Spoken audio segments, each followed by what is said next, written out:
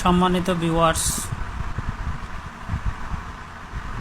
এই যে দেখেন, এই যে একটা টাকার বান্ডিল। এই টাকাগুলো বাংলাদেশ ইসলামী ব্যাংক আগ্রাবাদ শাখা থেকে উঠানো হয়। এই টাকাগুলো আমি নিজেই একটা ব্যাংকে জমা দেওয়ার জন্য গেছি। ব্যাংকের রিসিপশনে টাকাগুলো দেওয়ার পরেই রিসিপশন থেকে আমাকে বলতেছে, বাইরেই কিরে ভাই, এখানে তো জাল নোট। আমি বলতেছি, কি বলেন আপনারা? এখনও ওইখানে ব্যাংকের পিন সহ, ব্যাংকের কাগজ সহ, ব্যাংকের সিল সহ সবগুলো আছে। ইসলামী ব্যাংক থেকে টাকাগুলো উঠানো হয়েছে, এই টাকার মধ্যে জাল নোট। ওরা বলতেছে, হ্যাঁ জাল নোট।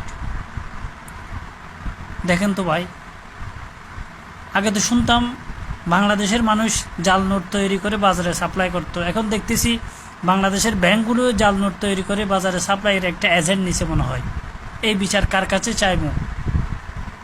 কার কাছে দিব এই বিচার জনগণ?